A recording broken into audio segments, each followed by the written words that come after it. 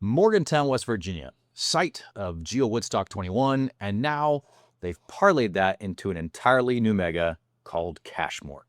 And each mega typically has its own theme, dare I call it a vibe, but I don't think I've ever seen or heard of anything quite like this one. And I think it's best for me to provide you a quote directly from their webpage. CacheMore works much like a live-action blend of a murder mystery, an escape room, and a game of Dungeons & Dragons. Except the stage is the city of Morgantown, and you are one of the main characters. Throughout the weekend, a fictional story unfolds in real time, guided by clues, puzzles, and in-world events tied directly to the theme.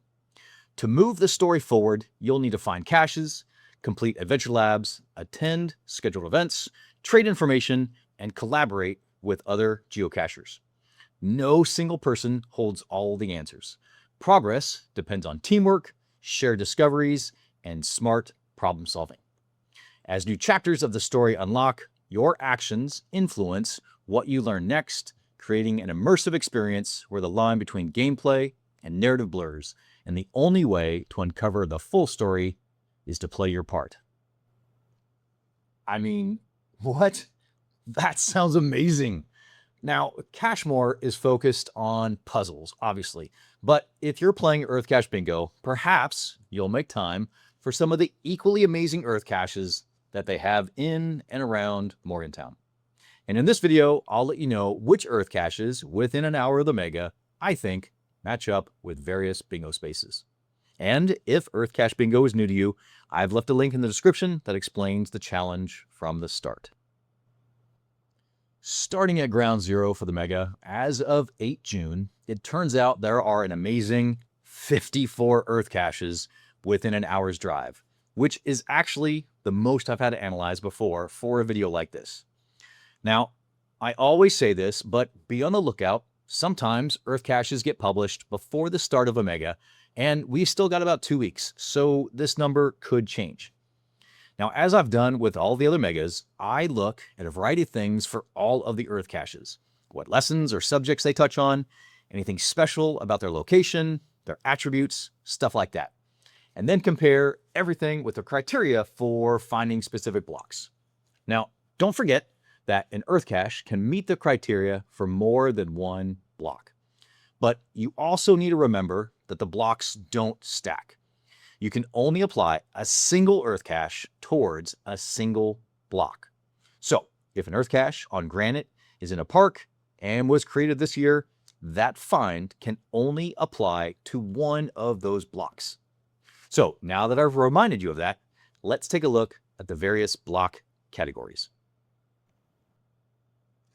Before I get started, I need to give a quick shout out to the sponsor of EarthCache Bingo, Geocache On, the host of the Fall Fest Mega in Ontario, Canada, just south of Toronto. This year, it'll be held on the 26th of September, but they've got a variety of events during the week leading up to it. And I highly recommend you put this one on your calendar, and not just because they're a sponsor of me. I went last year, and this area is packed with caches of all types. I was able to knock out 11 different types in a day, and the whole thing is supported by an awesome geocaching community.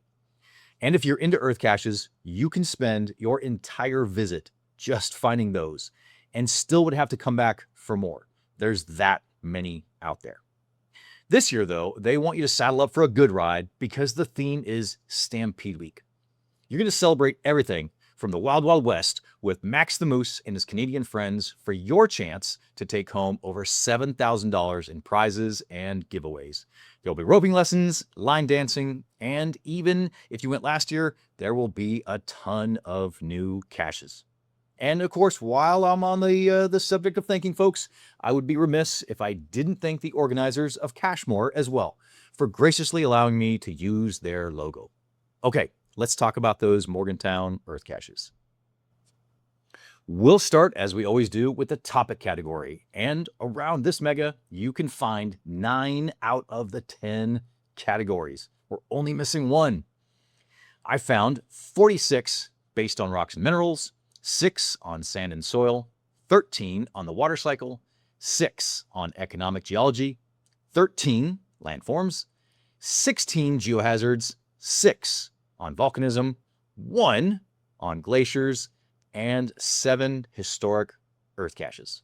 The only one lacking is on planetary geology, which, well, that's actually one of the harder blocks I've found to fill so far.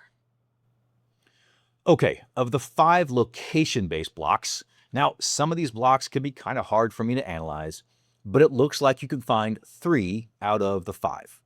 I only found 5 above 1,500 feet, which was actually kind of surprising. I figured there would be more at that elevation given where on the map they are.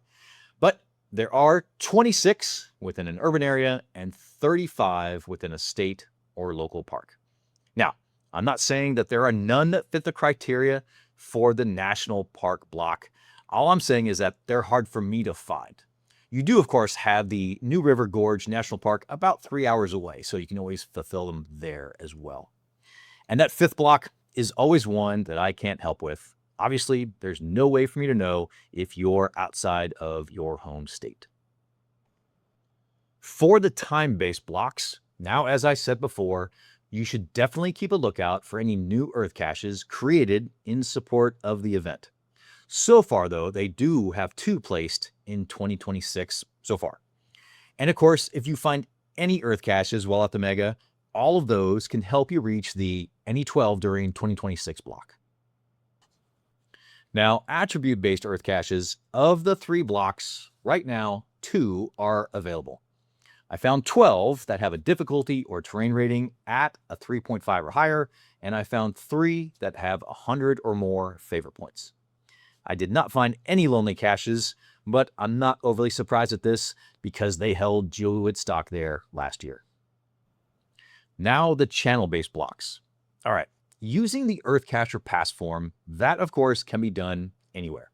While you're out geocaching, if you see something geologically interesting, take a variety of photos, take note of your location, and then send that information to me using my form. I'll have a link for you in the description. And the organizers were kind enough to ask me if I was interested in teaching my 101 class there this year, but the timing unfortunately didn't work out. But don't forget, you always have access to the classes here on YouTube. And as always, one of the easiest blocks to knock out is putting a comment in a video. For example, if you post a comment on this video, then you've met the criteria. While I'm not able to make my way out to the area this year, I was there last year for Geo Woodstock and had a great time. The locals were awesome, as were the pepperoni rolls, and as you can tell, there are a ton of earth caches in that area. What would be really interesting is if they can figure out a way to incorporate earth caches into their event next year. All right, so I've got to go, but if you're attending, have a great time, find lots of geocaches, and maybe go out and find a few of those earth caches while you're in the area. Whatever you do, I hope you have a safe trip. Take some photos. I'll want to see them on Facebook after the event.